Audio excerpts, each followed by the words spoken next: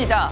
미국 백악관이 이스라엘과 레바논 무장정파 헤즈볼라 간의 휴전 합의가 임박했다고 밝혔습니다.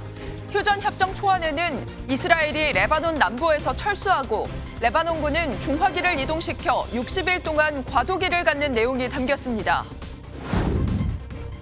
어젯밤 경기 화성시에 있는 4층짜리 모텔 건물에서 불이 나 18명이 다쳤습니다. 소방당국은 대응 2단계를 발령해 대응했고 화재는 30분 만에 진화됐습니다. 이재명 더불어민주당 대표가 위증교사 혐의 1심 재판에서 증거가 부족하다는 법원 판단에 따라 무죄를 선고받았습니다. 이 대표는 정의를 되찾아줬다며 재판부에 감사를 표했고 한동훈 국민의힘 대표는 수긍하기 어렵다고 말했습니다. 북한이 단거리 탄도미사일을 제조하는 핵심 군수공장을 확장 공사 중이라는 미국 싱크탱크의 위성사진 분석 결과가 나왔습니다. 해당 공장은 북한의 주력 단거리 탄도미사일인 화성 11형 미사일을 생산하는 것으로 알려진 곳입니다. 오늘 전국에 요란한 가을비가 내리고 강원 지역은 오후부터, 수도권과 충청, 전북 지역은 밤부터 눈이 오는 곳이 있겠습니다. 비와 눈이 그친 뒤에는 기온이 내리고 강한 바람이 불면서 본격적인 초겨울 추위가 나타나겠습니다. 시청자 여러분 안녕하십니까? 오늘 저희 뉴스는 밤사이 들어온 국제 소식부터 전해드리겠습니다. 이스라엘과 레바논 무장정파 헤즈볼라가 휴전 합의를 앞두고 있습니다. 무력 충돌이 시작된 지 2달 만에 드디어 휴전을 할 것 같은데요. 하지만 이스라엘은 마지막까지 레바논 공습을 이어갔습니다. 오늘 첫 소식은 장덕진 기자가 보도합니다. 이스라엘과 레바논 무장정파 헤즈볼라의 휴전이 진전됐다는 외신 보도가 나왔습니다. 미국 CNN은 현지 시각 25일 네타냐후 이스라엘 총리가 관료들과의 회의에서 헤즈볼라와 휴전하는 방안에 대해 원칙적으로 합의했다고 보도했습니다. 휴전안에는 이스라엘이 레바논에서 철수하고 헤즈볼라는 레바논 남부 리타니강 북쪽으로 물러나는 내용이 포함된 것으로 알려졌습니다. The most important condition for us is the withdrawal of Hezbollah north of the Litani. We said it from the beginning that will be our goal in this war. 휴전안은 미국이 이스라엘과 헤즈볼라에 제안했는데 미국 백악관은 두 당사자의 결정이 가장 중요하다는 입장입니다. To work to try and get an agreement over the line. And we're hopeful we can get one, but we need both of the parties to get to yes. 이처럼 휴전안 협상이 일부 진전됐지만 이스라엘과 헤즈볼라 간 무력 충돌은 이어지고 있습니다. 이스라엘은 레바논의 수도 베이루트 외곽을 포함해 남부 나바티에 동부 베카벨리 등 표적 25곳을 공격했습니다. 이스라엘은 이번 공격으로 헤즈볼라의 지휘 통제 능력을 타격했다고 덧붙였습니다. 공습에 대한 우려도 나왔습니다. 레바논 주둔 유엔 평화유지군은 지난 몇 주간 이스라엘의 공격으로 레바논 소속군인 45명이 사망했다며 이스라엘의 공격이 유엔 안보리 결의를 위반한 것이라고 지적했습니다. MBN 뉴스 장덕진입니다. 전쟁 중인 러시아에 군대를 보내고 전쟁 물자를 지원하고 있는 북한이 최근 미사일 제조 공장을 확장하고 있는 것으로 전해졌습니다.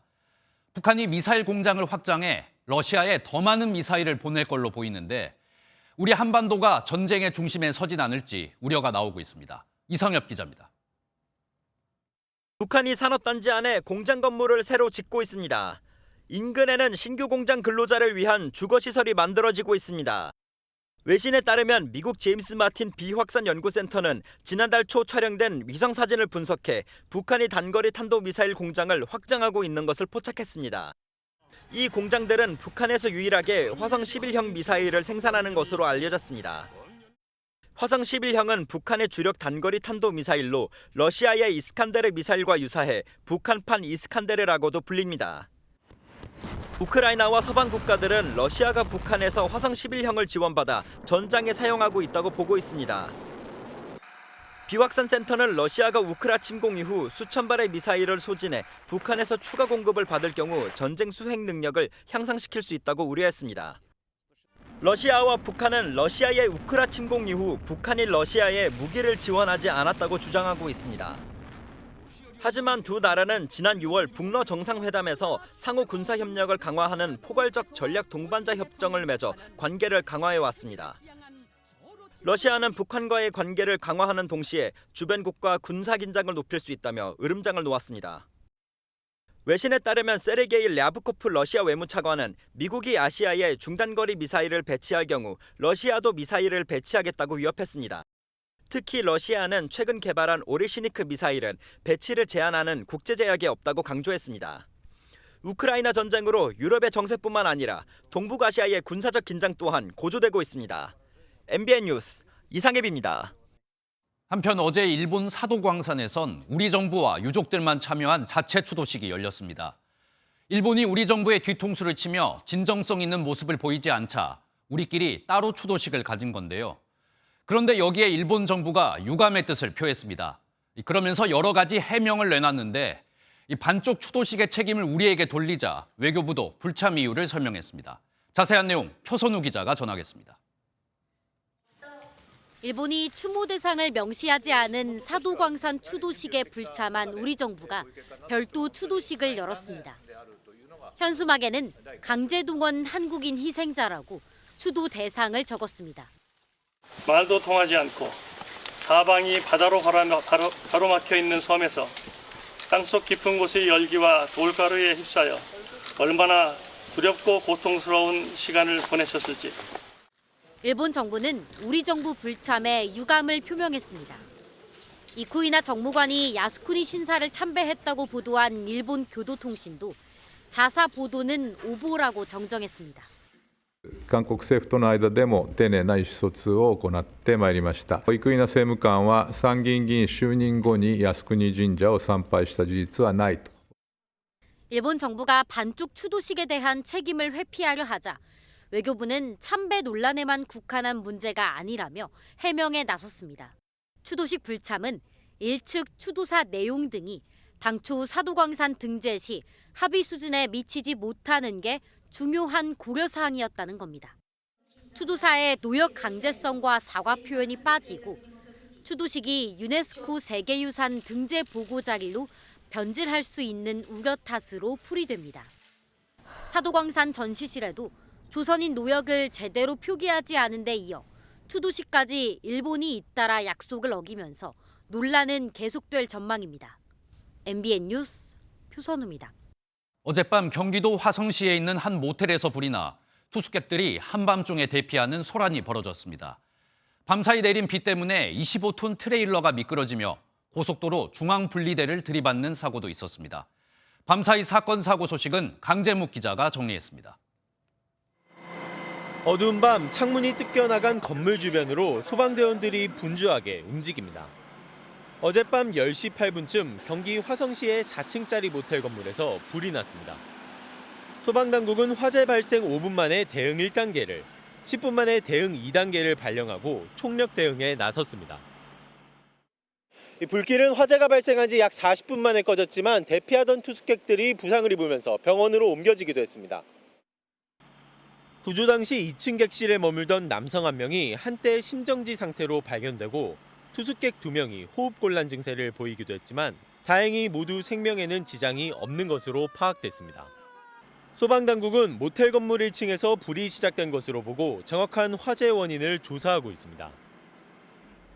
거센 비가 내리는 도로 위 중앙분리대를 들이받은 트레일러가 견인되고 있습니다. 오늘 새벽 2시 55분쯤 경부고속도로 대전터널 인근에서 25톤 트레일러가 빗길에 미끄러지는 사고가 발생했습니다. 이번 사고로 다친 사람은 없었지만 차량이 철제 중앙분리대에 끼어 산소절단기를 동원하는 등 빗속 견인 작업에 어려움을 겪었습니다. 뒷좌석이 완전히 뭉개진 차량이 고속도로 위에 덩그러니 서 있습니다. 어제 저녁 6시 50분쯤 울산 울주군의 한 도로에서 교통사고를 수습하려고 차에서 내린 운전자가 뒤이어 돌진한 차량에 치이는 사고가 발생했습니다. 이 사고로 50대 여성 운전자 A씨가 크게 다쳐 의식을 잃은 채 병원으로 이송됐습니다. MBN 뉴스 강재묵입니다. 오늘부터 비와 추위에 대비 단단히 하셔야겠습니다. 오늘부터 모레 사이에 전국에 강풍을 동반한 비나 눈이 내린다는 소식인데요. 모레부터는 영하권 추위가 찾아온다고 합니다. 자세한 날씨는 기상센터 연결해서 알아보겠습니다. 김다영 캐스터, 날씨 소식 전해주시죠. 네, 오늘 아침 출근길 평소보다 서둘러 나오셔야겠습니다. 이 시각 레이더 영상을 보시면 비구름이 전국을 뒤덮고 있고요. 경남 남해안을 중심으로는 시간당 10mm 안팎의 세찬 비가 쏟아지고 있습니다. 오늘 하루 동안 예상되는 비의 양은 부산과 경남 남해안에 최고 60mm, 그 밖의 지역은 5에서 40mm가 되겠고요. 오늘 오후부터는 전국 곳곳에서 비가 눈으로 바뀌어 첫눈이 내릴 가능성이 있습니다.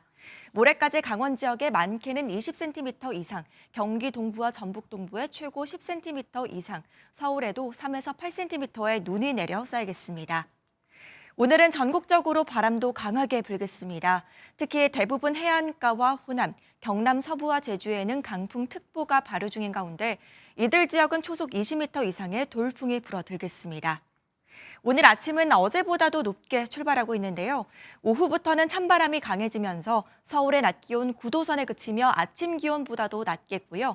앞으로 기온은 갈수록 더 내려가면서 모레부터는 영하권 추위가 찾아오겠습니다.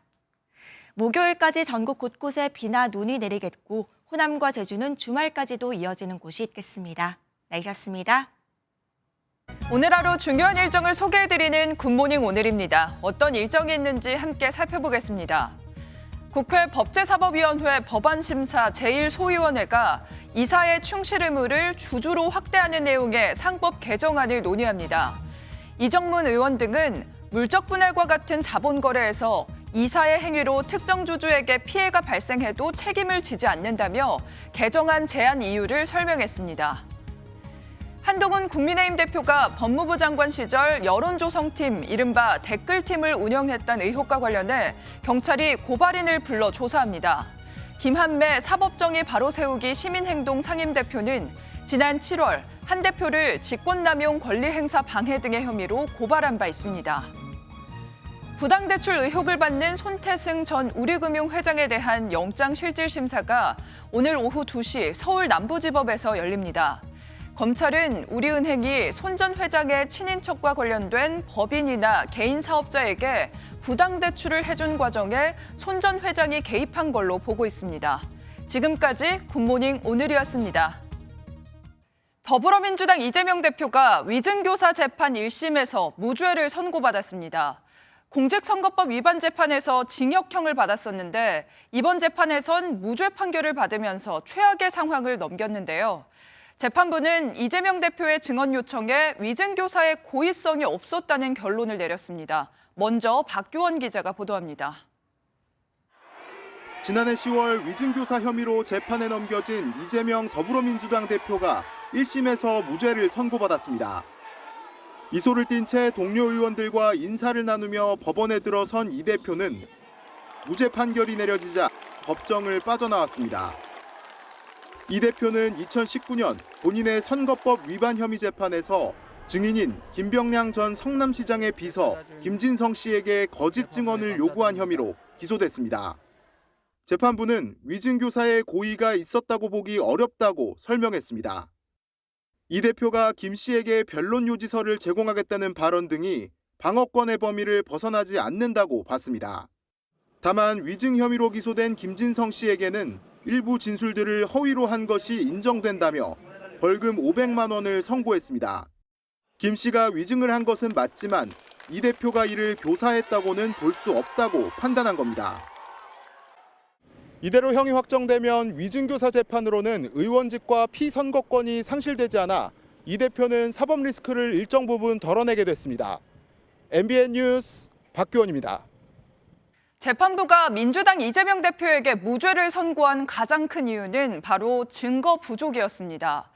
앞서 고 김병량 전 성남시장의 비서 김진성 씨의 위증 혐의는 인정했지만 이재명 대표가 이 위증에 고의적으로 개입했다는 직접적인 증거가 없다고 판단한 건데요. 검찰은 이번 무죄 선고를 납득하기 어렵다고 밝혔습니다. 재판부가 왜 무죄를 선고했는지 이시열 기자가 자세히 알아봤습니다. 법원은 김진성 씨의 법정 증언 6개 중 4개를 위증이라고 판단했습니다. 김 씨가 자신의 기억에 반하는 증언이라고 인정한 만큼 허위 진술로 본 겁니다. 하지만 이재명 대표에게 고의성이 있었다거나 위증에 개입했다는 직접 증거는 없다고 봤습니다. 재판부는 이 대표와 김 씨 사이에 이루어진 통화 내용에 대해 위증을 요구했다고 보기는 어렵다고 설명했습니다. 내부에서 사실 이제 누가 이제 KBS랑 연결했을지는 모르는데 일정이 아마 애매할 수는 있을 거예요. 그런 얘기를 들었다고 해주면 되죠. 또 이 대표가 변론 요지서를 제공해 확인하게 하는 것이 상식에 반한다거나 방어권의 정도를 벗어났다고 보기도 어렵다고 밝혔습니다. 내가 변론 요지서를 하나 보내드릴게요. 예, 그래도 우리 특히 재판부는 두 사람이 통화할 당시에는 김진성 씨가 증언할 것인지 여부와 구체적으로 어떤 내용을 증언할 것인지가 정해지지 않았다는 점도 무죄 판단의 근거로 설명했습니다. 검찰은 이 대표에 대한 무죄 선고가 납득하기 어렵다며 항소할 것이라고 밝혔습니다. MBN 뉴스 이시열입니다. 무죄 선고를 받은 민주당 이재명 대표는 정의를 되찾아준 재판부에게 감사드린다고 말했습니다.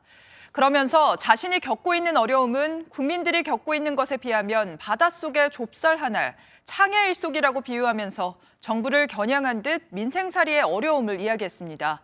이재명 대표와 민주당의 반응은 정태훈 기자가 정리했습니다. 부쩍 사법부에 대한 신뢰를 공개적으로 밝혀온 이재명 민주당 대표는 재판 직전까지 말을 아꼈습니다. 법과 상식에 따라 하지 않겠습니까?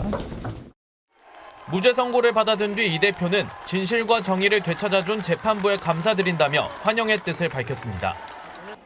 자신의 어려움을 큰 바닷속의 좁쌀 하나를 뜻하는 창의 일속에 빗대며 국민의 삶을 위한 다짐도 덧붙였습니다. 우리 국민들께서 겪는 어려움, 그 고통에 비하면 참으로 제가 겪는 어려움은 미미하다 이렇게 생각합니다. 앞으로도 우리 국민들의 더 나은 삶을 위해서 최선을 다하겠다는. 그러면서 서로 죽이는 정치보다 사람을 살리는 정치를 하자며 정부 여당을 겨냥했습니다. 민주당 측은 이제 산 하나를 넘었을 뿐이라며 이재명 대표와 함께 위기에 처한 민주주의를 지켜내겠다는 입장을 밝혔습니다. 위증교사 1심 무죄로 최대 위기를 모면한 이재명 대표는 어수선한 당내 분위기를 재정비하고 민생행보와 함께 대정부 공세를 진두지휘할 걸로 보입니다. MBN 뉴스 정태웅입니다. 앞서 전해드린 이재명 대표의 위증교사 사건은 꽤 오래된 역사를 갖고 있습니다. 지난 2018년 경기도지사에 출마했던 이재명 대표가 토론회에서 22년 전 검사 사칭 사건을 언급하며 재판까지 받게 된 건데요. 검사 사칭 사건부터 위증교사 재판까지 이번 사건이 어떻게 흘러왔는지 이혁재 기자가 자세히 짚어봤습니다. 이재명 대표의 위증교사 혐의의 시작은 지난 2002년으로 거슬러 올라갑니다. 당시 이 대표는 분당 파크뷰 특혜 분양 의혹을 취재하던 최철호 KBS PD와 함께 고 김병량 전 성남시장에게 검사를 사칭했다가 벌금 150만 원을 선고받았습니다. 16년의 세월이 흐른 뒤 이 대표는 경기도지사 후보 TV 토론회에서 이 검사 사칭 사건을 언급했습니다. PD가 사칭하는데 제가 옆에 인터뷰 중이었기 때문에 제가 그걸 도와줬다는 누명을 썼습니다. 검찰은 해당 발언이 공직선거법상 허위사실 공표에 해당한다고 보고 같은 해 이 대표를 재판에 넘겼습니다. 어제 1심 선고는 당시 재판 과정에서 이 대표가 김병량 전 성남시장의 비서였던 김진성 씨에게 위증을 교사했다는 의혹에 대한 것이었습니다. 앞서 이 대표의 허위사실 공표 혐의는 2020년 대법원이 무죄 취지로 파기환송하면서 그대로 확정됐습니다.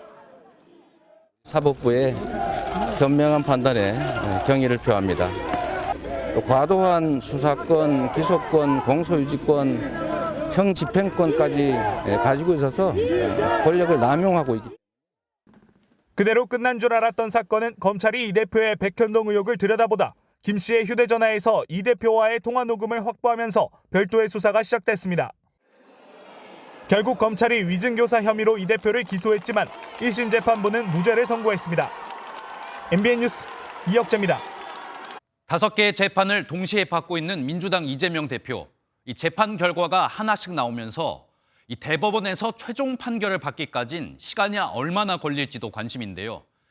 1심 재판까진 시간이 오래 걸렸지만 사법부의 의지가 강한 만큼 2027년 대통령 선거 전에는 재판이 모두 끝날 가능성도 있습니다.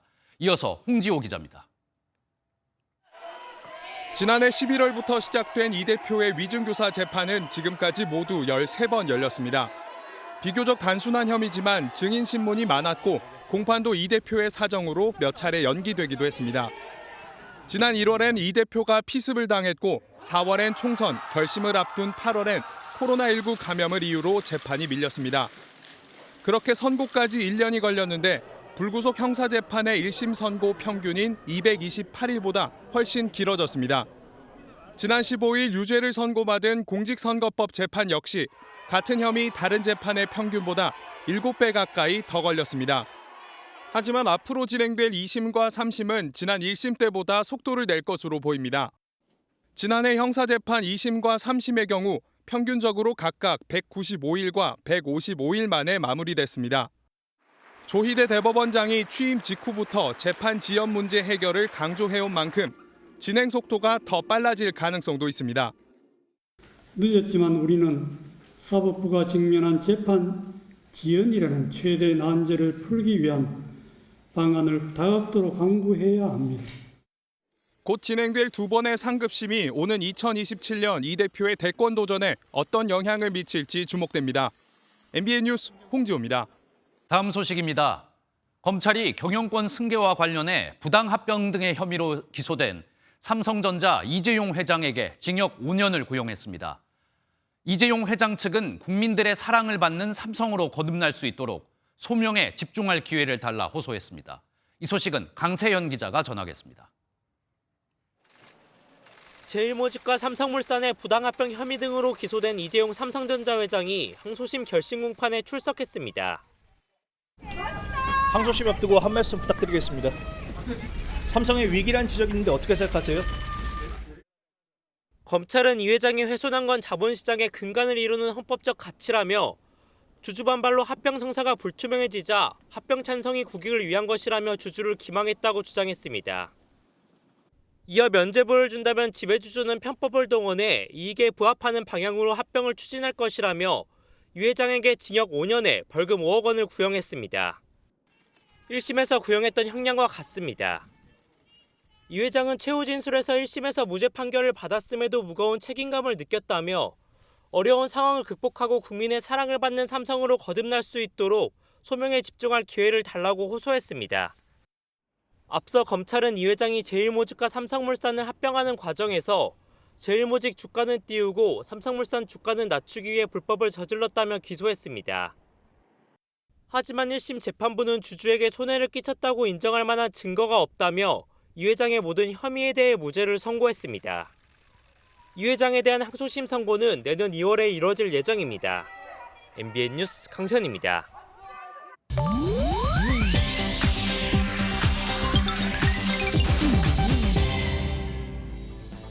인터넷에선 어떤 소식들이 화제일까요? 인터넷 와글와글입니다.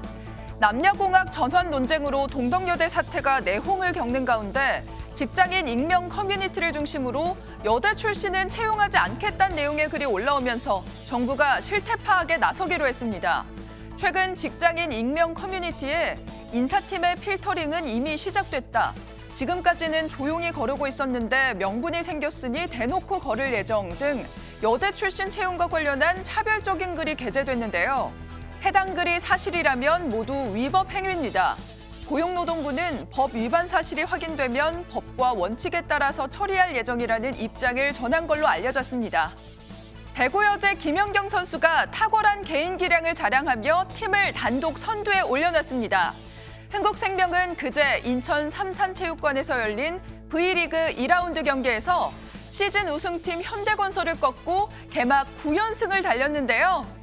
김연경 선수가 가장 많은 28득점을 기록하며 팀의 승리를 이끌었습니다. 이번 시즌 183득점을 올린 김연경 선수는 오픈 공격, 백어택, 종합 공격 성공률까지 각종 지표에서도 최상위권에 자리하면서 명불허전의 면모를 보여주고 있는데요. 36세라는 나이가 무색하게 변함없는 활약을 펼치고 있는 김연경 선수에게 배구 팬들의 응원이 이어지고 있습니다. 미국의 한 카페에서 손님들에게 특별한 이벤트를 열어 화제입니다. 매사추세츠의 한 작은 동네 카페인데요. 손님들이 문을 열고 차례로 들어오면서 즐거운 표정으로 춤을 춥니다. 입장할 때 5초 동안 춤을 추면 무료로 커피를 제공하는 이색 댄스 이벤트라고 하는데요. 카페 주인이 카페 홍보와 단골들의 즐거움을 위해 마련했는데 손님들의 허락을 받아 올린 춤추는 영상이 SNS에서 조회수 수백만 회를 기록하면서 손님들이 몰려와 매출까지 덩달아 올랐다고 합니다. 누리꾼들은 재밌는 아이디어라며 보기만 해도 행복해진다는 반응을 보이고 있다네요. 인터넷 와글와글이었습니다. 서울에서 가장 이른 버스는 새벽 4시에 출발하죠. 새벽 출근길에 나서는 사람들을 위해서 이것보다 30분 더 빠른 자율주행 버스가 오늘 새벽 첫 운행에 들어갔습니다. 다만 안전을 위해 입석은 금지돼서 미처 타지 못한 사람들도 있었는데요. 바로 조금 전 첫 운행을 마친 자율주행 버스를 박은채 기자가 직접 타봤습니다. 서울에서 운행하는 가장 이른 160번 버스의 첫 차는 새벽 3시 56분. 동트기 전 출근하는 노동자들에겐 이른 시간이 아닙니다. 이 첫 차보다 30분가량 빠른 자율주행 버스 A160번 버스가 첫 운행을 시작했습니다. 노선은 도봉산역 광역환승센터부터 영등포역까지. 승객들은 빨라진 첫 차에 출근하는 마음이 한결 가벼워졌습니다. 너무 좋죠. 새벽에 거기를 5시 반까지 가야 되니까 신기해요. 심야 자율주행 버스는 안전을 위해 입석이 금지되며 반드시 안전벨트를 매야 합니다. 만석이 되면 정차하지 않고 지나가는데 아직 운행 대수도 한 대뿐이라 수요보다 좌석이 모자랍니다. 내년에는 상계동에서 고속터미널, 또 가산동에서 서울역, 또 은평에서 양재까지 연결하는 3개 노선을 추가적으로. 당분간 버스 요금은 무료인데 서울시는 내년 하반기 1,200원의 요금을 적용할 예정입니다. MBN 뉴스 박은채입니다. 롯데그룹 창업주인 고 신격호 명예회장의 도전 정신과 기업가 정신을 계승할 청년 기업가를 발굴하기 위한 창업 경진대회가 열렸습니다. 롯데장학재단이 제1회 신격호 롯데 청년기업가 대상을 열고 대상 5팀 등 모두 18팀의 청년 창업가를 선정했습니다. 이 자리에서 장혜선 이사장은 롯데장학재단은 리틀 신격호를 꿈꾸는 청년 기업자들의 든든한 버팀목이 되겠다고 밝혔습니다. 올해 11월 태풍은 모두 4개로 평년의 2배 가까이 발생할 만큼 이례적이었는데요. 과거 자료만으로는 이런 태풍을 예측하기가 갈수록 어려워져서 인공지능도 빗나가기 일쑤입니다. 그럼 그동안 기상청 예보관들은 태풍 예보를 어떻게 해왔던 걸까요? 김민수 기자가 취재했습니다. 기상 관측선 선원들이 바다에 관측 장비를 던집니다. 바다 위를 떠다니는 무인 해상 관측소 표류부위입니다. 올해 설치한 표류부위는 8개로 주요 태풍이 표류부위가 지키는 길목을 모두 지나갔습니다. 태풍 콩레이의 위성 사진입니다. 이렇게 태풍의 눈 근처 해상에 표류부위가 떠 있고 태풍의 중심 기압을 정확하게 나타내줍니다. 대만에 상륙한 태풍이 산산이 부서질 것이란 예상도 표류부위가 보내준 데이터 덕분에 실시간으로 파악할 수 있었습니다. 표류부위는 많게는 연간 15개까지 띄우는데 사용기한은 한 달에서 최대 석 달까지입니다. 인공지능 예보가 도입됐지만 과거 태풍을 반복 학습한 것에 불과해 맹신할 수 없습니다. 가장 신뢰성 높다고 평가받는 유럽 중기예보센터 모델이 태풍 끄라톤의 경로를 잘못 예측한 게 대표적인 사례입니다. 표류부위라는 거는 관측 자료입니다.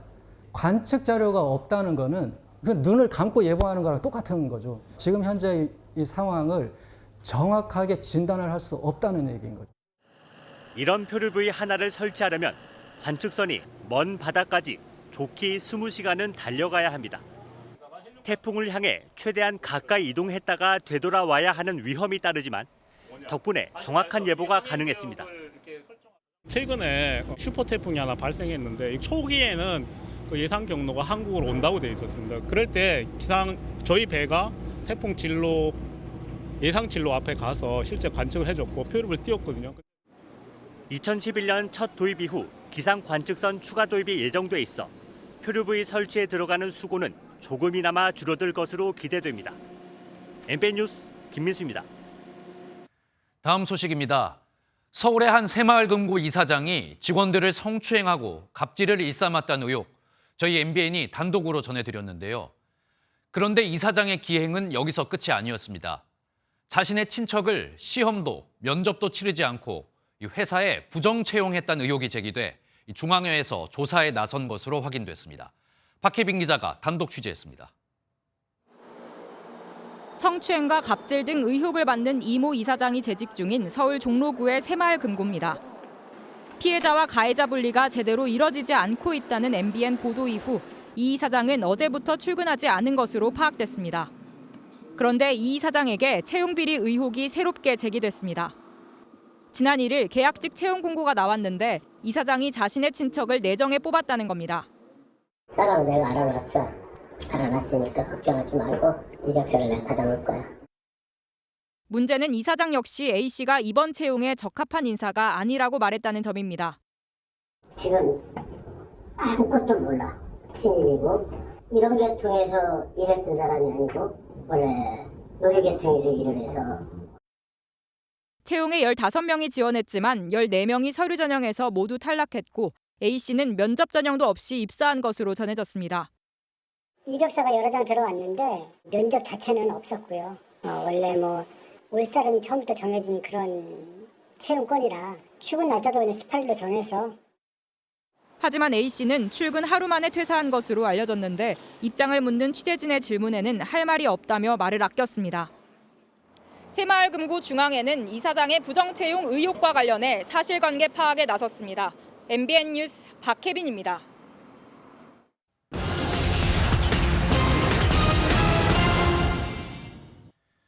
예금자 보호 한도를 올리는 예금자 보호법 개정안이 국회를 통과했습니다. 법이 통과되면 5천만 원 한도에 머물렀던 예금 보호액이 1억 원까지 늘어나는데요. 보호액을 올리면 이 금융권으로 돈이 쏠릴 수 있다는 점을 우려해 금융당국은 적용 시점을 자율적으로 결정할 수 있게 했습니다. 이제 전용 면적 120제곱미터를 넘는 오피스텔에도 따뜻한 바닥 난방을 설치할 수 있게 됐습니다. 지난해 발코니 설치에 이어 바닥 난방 제한까지 폐지하면서 이제 오피스텔도 주거용으로 주목받게 됐는데요. 정부는 1인 가구 증가 등 사회 경제적 여건이 변화하면서 규제를 완화했다고 밝혔습니다. 중소기업에서 일하는 외국인 근로자의 인건비가 평균 300만 원을 넘긴 것으로 조사됐습니다. 외국인 근로자가 일하고 있는 중소제조업체 1000여 곳을 대상으로 한 조사에서 숙식비를 포함한 외국인 한 명당 평균 인건비는 302만 4천 원으로 나타났는데요. 중소기업 10곳 중 6곳은 외국인 인건비가 우리나라 근로자보다 높다고 답했습니다. 지금까지 굿모닝 경제였습니다. 허정무 전 축구대표팀 감독이 축구협회장 출마를 공식 선언했습니다. 지금의 축구협회가 독단적으로 운영되고 있다며 회장 선거에 뛰어든 건데요. 이용수 전 기술위원장과 박지성, 이영표 같은 축구계 거물들의 이름이 거론되고 있는데 정명구 회장은 이번 주말쯤 사선 도전 여부를 밝힐 걸로 보입니다. 최형규 기자입니다. 2010년 감독으로 첫 원정 월드컵 16강.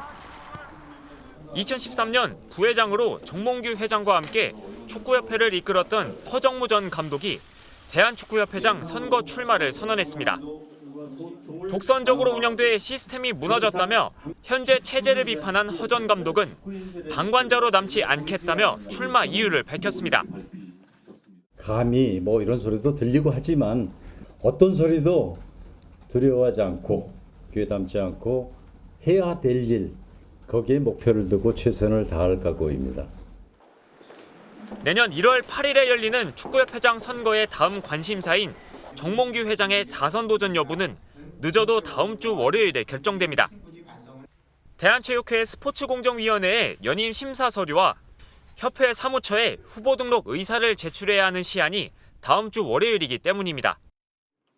이에 따라 이번 주 안으로 정 회장이 뜻을 밝힐 것으로 예상되는데 이르면 오늘 임원회의에서 거취를 언급할 가능성도 있습니다. 이용수 전 부회장과 박지성, 이영표 등 축구계 거물들도 하마평에 오르내리는 가운데 이전 선거와는 달리 경쟁자가 생긴 정 회장이 어떤 결정을 내릴지 주목됩니다.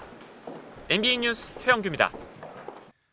농업사법이 아니라 농업을 망치는 농망사법이다. 남는 쌀을 정부가 의무적으로 사도록 하는 농업사법이 야당 주도로 의결되자 송미령 농림축산부 식품부 장관이 한 말입니다. 정부는 이렇게 분명한 반대 의사를 밝히고 있는데 언제까지 야당의 단독 의결과 이 거부권 행사의 악순환이 반복될지 이 농민들의 걱정만 깊어지고 있습니다. 고정수 기자입니다.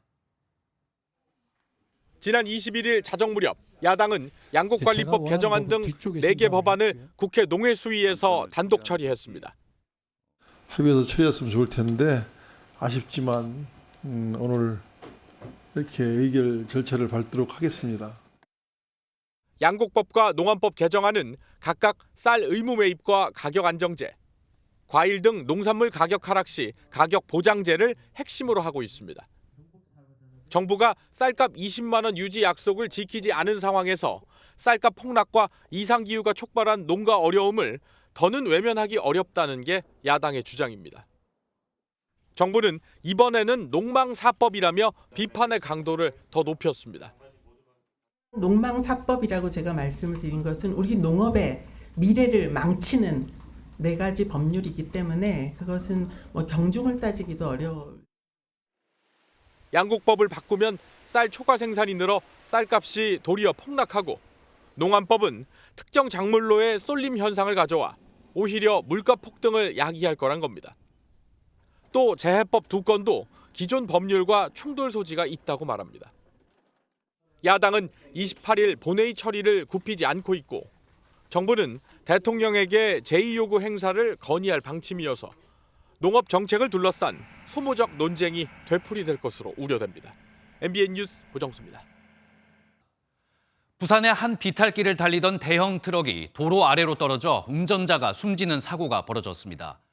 도로를 달리고 있던 승용차 2대가 가까스로 사고를 피하는 장면이 영상에 그대로 잡혔는데요. 자세한 사고 내용은 황재현 기자가 보도하겠습니다. 부산 기장군의 한 터널 입구입니다.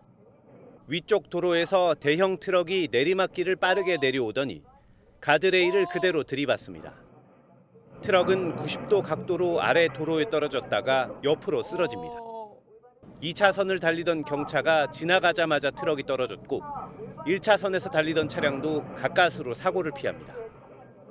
어제 오전 8시 부산 곰내 터널 인근을 달리던 4.5톤 트럭이 옹벽 5m 아래 도로로 떨어졌습니다. 30대 운전자는 곧바로 이송됐지만 병원에서 숨졌습니다. 인근 CCTV에는 트럭이 커브길에서 속도를 줄이지 못하고 도로를 이탈하는 장면이 그대로 담겼습니다. 그 운전자가 사망했기 때문에 졸음에 있는 판단은 힘들 것 같고요. 음주 여부는 체를 해갖고 저희들이 국가수에 의뢰 중에 있습니다. 경찰은 도로교통공단, 국립과학수사연구원과 함께 차량 고장 가능성도 살펴볼 예정입니다. MBN 뉴스 황재현입니다. 겨울을 대표하는 과일 여러 가지가 있지만 그래도 딸기가 가장 먼저 꼽힐 것 같은데요. 그런데 올해는 여름이 너무 더웠던 탓에 제철을 맞은 딸기의 출하 시기가 일주일 정도 늦춰졌다고 합니다. 수확된 양도 많지 않아서 한 팩이 2만 원에 가깝다는데요. 또 금딸기가 될 수도 있겠습니다. 이혁근 기자가 취재했습니다. 세종시의 한 비닐하우스. 제철을 맞은 딸기가 이제서야 빨갛고 탐스러운 자태를 뽐냅니다. 올해는 출하 시기가 작년보다 일주일 정도 늦춰졌습니다. 그 어느 때보다 여름이 뜨거웠던 탓에 모종을 늦게 심었기 때문입니다. 심는 시기가 한 일주일에서 10일 정도 늦어지는 바람에 지금 이제 딸기가 작황이 나오야 되는데 아직 못 나오고 있어요. 더운 날씨로 딸기가 제때 뿌리를 내리지 못하면서 출하 면적도 지난해보다 1%가량 줄었습니다. 출하 면적이 줄고 초기 출하량이 많지 않아 딸기 가격은 지난해 이맘때보다 10%가량 비싼 상태입니다. 그나마 대형 마트들이 선제적으로 물량 확보에 나서 이번 주부터 본격 판매에 들어갔지만 500g짜리 딸기 한 팩은 2만 원에 가깝습니다. 딸기 값이 좀 부담스러워서 조금 싸지면 먹어야 되겠네요. 다음 달부턴 작황이 나아져 딸기 가격이 한풀 꺾일 것으로 보이지만 소비자들이 제철을 느끼는 데는 다소 시일이 걸릴 전망입니다. MBN 뉴스 이혁근입니다. 언제 아파트 값이 뛰었었나 싶을 정도로 요즘 부동산 시장의 분위기가 확 바뀌었습니다. 대출 규제가 본격화하면서 집값과 거래량이 뚝뚝 떨어지고 있는데요. 서울 핵심 지역 아파트에서도 반짝 저가 매물이 나오고 있습니다. 강서영 기자입니다. 서울 용산구의 한 고급 아파트입니다. 지난달 전용 면적 124제곱미터 13층이 40억 5천만 원에 팔렸는데 석 달 전보다 13억 원이 떨어진 금액입니다. 다들 그런 기대 심리 때문에 와요, 사람들이. 가격 많이 떨어지니까 지금 좀 사고 싶다. 지난 7월 59억 5천만 원에 팔린 강남구의 고급 아파트도 석 달 만에 9억 원 낮아진 50억 원에 거래됐습니다. 급등 피로감에 대출 규제 강화로 시작된 매매 시장의 냉기가 시세에 덜 출렁이는 고급 아파트까지 영향을 준 겁니다. 지난달 서울 아파트 평균 거래 가격은 11억 6,532만 원으로 전달보다 1억 원가량 내려갔습니다. 서울 아파트 거래량도 지난 6월 7,700여 건으로 최고점을 찍은 이후 꾸준히 줄어 지난달 절반 수준에 그쳤습니다. 전문가들은 대출 규제가 지속되는 한 조정 장세가 이어질 것으로 전망하고 있습니다. 대출의 문턱이 높아진 데다가 단기적으로 가격이 많이 올랐다는 부담감으로 수요자들이 관망세로 접어들면서 일부 지역에서 약세로 전환된 것으로 분석이 되고요. 다만 분양가가 계속 오르고 있고 내년부터 공급 물량도 줄 것으로 보여 이런 분위기가 길게 이어지지 않을 것이란 예측도 나옵니다. MBN 뉴스 강서영입니다. 화요일 아침 굿모닝 MBN 마치겠습니다. 저희는 내일 아침 7시에 다시 찾아뵙겠습니다. 오늘도 좋은 하루 보내세요. 고맙습니다.